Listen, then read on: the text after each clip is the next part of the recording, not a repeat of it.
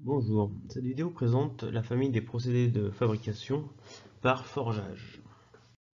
Pour définir le forgeage, nous pouvons dire que c'est un procédé de fabrication de mise en forme donc des pièces par déformation plastique, avec soit l'utilisation de chocs, soit de pression importante.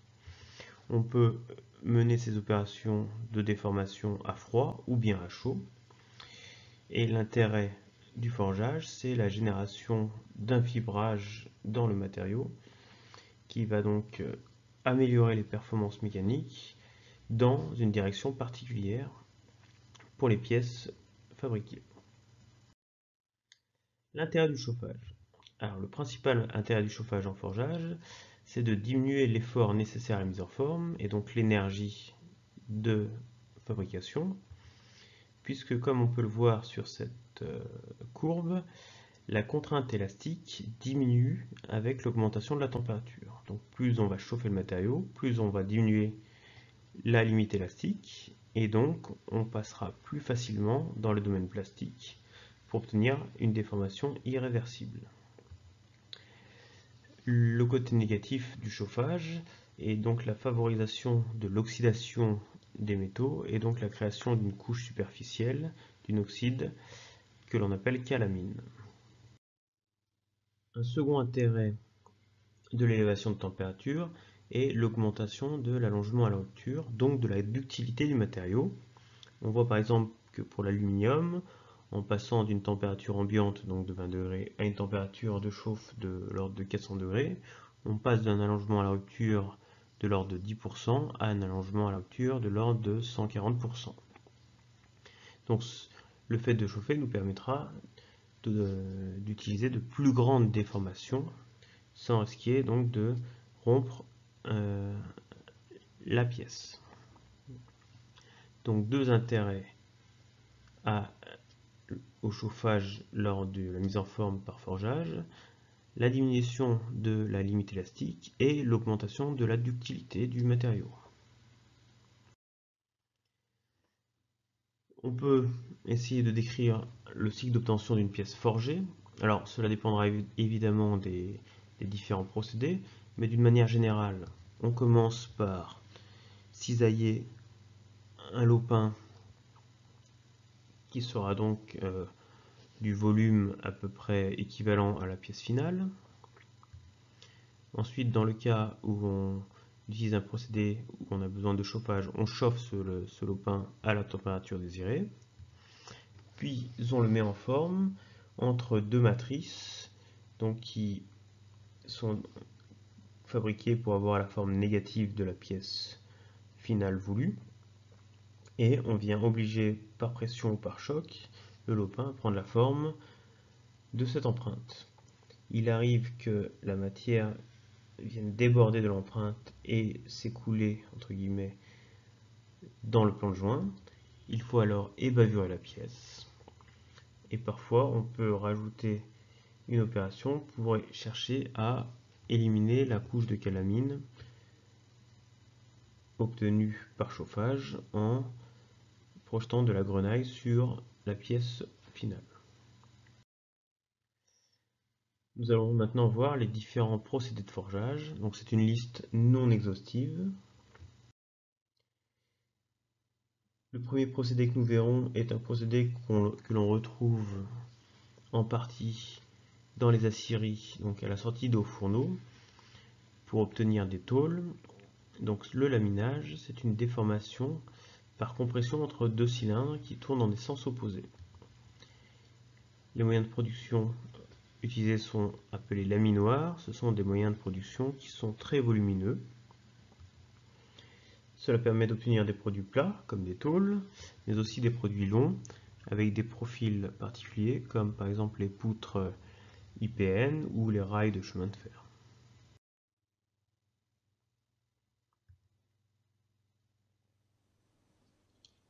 Donc nous voyons ici des brames sorties des hauts fourneaux. Donc on voit la température d'élévation qui rend le matériau orangé. Donc ici ce sont des images de synthèse pour montrer l'étape de chauffe de ces brames, donc dans des grands fours. Donc ici nous voyons 4 rouleaux avec des profils particuliers pour mettre en forme un profilé. Donc ici qui ressemble à un rail de chemin de fer par exemple. On voit qu'au fur et à mesure de l'avancée de la pièce, on rapproche les rouleaux les uns des autres. Ici nous voyons donc un long profilé donc plat. Et donc nous remarquons ici deux rouleaux qui tournent en sens contraire qui sont copieusement arrosés pour refroidir les rouleaux donc dus à l'élévation de la température. Pour mettre en forme un matériau, nous utilisons souvent plusieurs passes donc, où nous allons rapprocher les rouleaux les uns des autres. Donc, nous voyons ici un profilé type IPN qui passe plusieurs fois donc, dans des rouleaux de plus en plus rapprochés.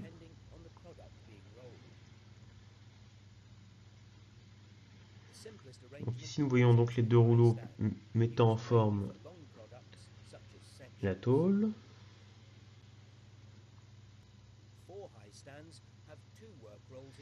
Donc ici nous voyons les deux rouleaux en contact avec la pièce et deux autres rouleaux qui sont là pour exercer un effort presseur sur les deux rouleaux de mise en forme.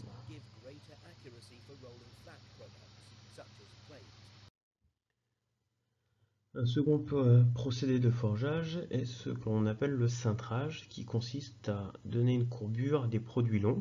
Donc différentes façons de cintrer une pièce. Donc ici nous avons du cintrage à l'aide d'un vérin hydraulique qui est ici actionné manuellement. Et donc grâce à deux autres appuis, on voit que le tube, enfin le profil cylindrique est courbé. Ici, nous avons un cintrage avec un système de accélérateur moteur, et alors l'opérateur contraint la pièce à se mettre en forme sur la came qui est enroulée. Et ici, un cintrage à l'aide de rouleaux.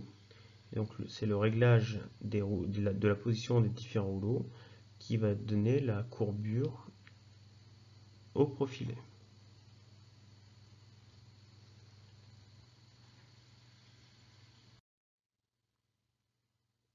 Un autre procédé qui est l'estampage. L'estampage est donc la mise en forme du lopin entre deux matrices par pression après avoir chauffé ce lopin. Dans un premier temps, donc, on cisaille les lopins pour obtenir un brut. On le chauffe par différents procédés possibles. On peut répartir la matière du lopin suivant différentes sections, cintrer éventuellement la pièce pour réaliser une préforme, faire l'estampage à proprement parler, en plusieurs passes si besoin. Donc on voit ici deux matrices. Donc une matrice qui permet donc l'ébauche, puis ensuite une matrice qui permet la finition.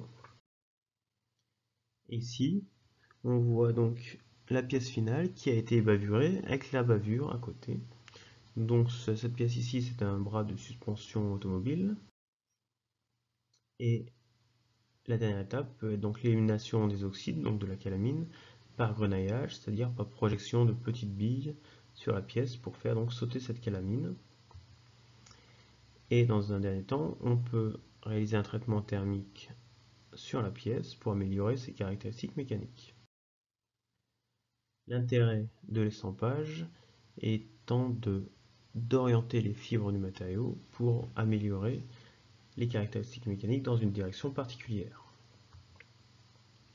Donc on peut voir ici des images, donc des coupes des deux pièces où on voit donc l'orientation des fibres dans le matériau. Ici nous voyons les différentes étapes d'estampage avec un premier lopin mis à la bonne taille, puis après on a laminé le lopin qui a donc été allongé et puis aminci à certains endroits, on l'a cintré, puis une première étape d'estampage, une seconde étape d'estampage donc de finition, puis les bavurages, et ensuite le grenaillage. Alors, on parle aussi de matrissage lorsqu'on est en présence de matériaux qui ne sont pas des aciers. Donc, pour des aciers, nous parlons d'estampage. Pour des matériaux autres que les aciers, nous parlons de matrissage. Mais ce sont deux procédés identiques. Nous pouvons ensuite rencontrer de l'emboutissage. Donc l'emboutissage, c'est la mise en forme de tôles, donc de pièces très fines. Ça se fait généralement à froid. Donc encore une fois entre deux matrices et généralement par choc. Donc on vient frapper avec un poinçon pour que la tôle donc épouse la forme de la matrice.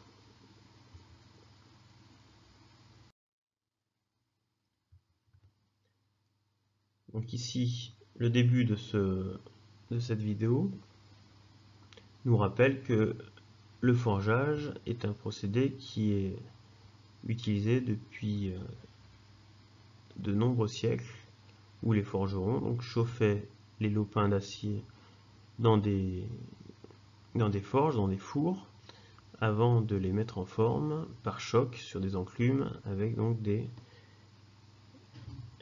marteaux. Donc ici nous voyons une opération donc d'estampage fait en différentes passes. Donc nous voyons ici 3 passes. Nous remarquons que la pièce a été chauffée à une température importante. Ici nous avons différentes pièces mécaniques, donc, dont des vilebrequins, des bielles qui ont été réalisées donc, en forgeage. On vous rappelle que l'intérêt du forgeage, c'est le fibrage des matériaux. Donc on revoit la même opération de plus près. On voit l'évolution donc de la forme de la pièce.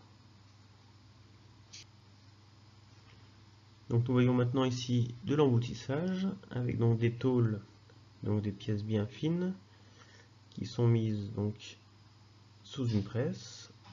Et donc là on voit ici donc la mise en forme de pièces. Donc ici on est dans une chaîne de production automobile. On remarque ainsi les robots de manipulation. Donc ici nous voyons que l'on découpe la tôle à différentes longueurs. Et ici on voit sur les deux glissières, donc sur la glissière du haut, les bavures qui sont évacuées tandis que les pièces passent sur la glissière du bas. Donc sur la plupart des usines automobiles, l'ensemble de l'usine, donc de la chaîne de production, est alimenté par une unique presse, donc qui sont des presses très imposantes, donc avec différentes matrices à l'intérieur pour réaliser les différentes étapes donc de l'ébauche à la finition. Les derniers procédés que l'on peut voir sont les procédés d'extrusion, qui est le même principe que l'estampage, mais conduit à froid. Donc on contraint le matériau à passer à travers une filière donc, pour lui donner un certain profil. Donc différents procédés d'extrusion, l'écrasage, le préformage, le filage direct où on fait passer à travers donc, une filière la matière, le filage direct par enfilage où le poinçon enfile la matière donc, à travers la filière, les tirages, le refoulage où là donc on fait volontairement déborder la matière de l'empreinte. Nous allons maintenant donc voir les différents critères pour qualifier les moyens de production. Donc l'objectif d'un moyen de production est de fournir une énergie de déformation.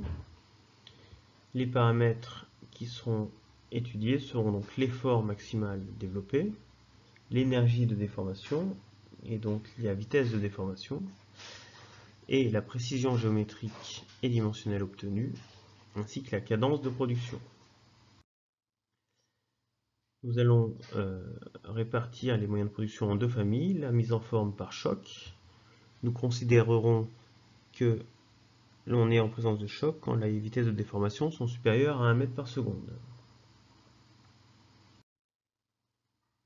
Alors, nous pouvons avoir les moutons, donc où on fait tomber le marteau sur l'enclume, donc c'est l'accélération de la gravité qui fournit l'énergie. Nous pouvons augmenter cette accélération avec un vérin hydraulique. Et la deuxième famille, c'est la mise en forme par pression, où les vitesses de déformation seront inférieures à 1 mètre par seconde.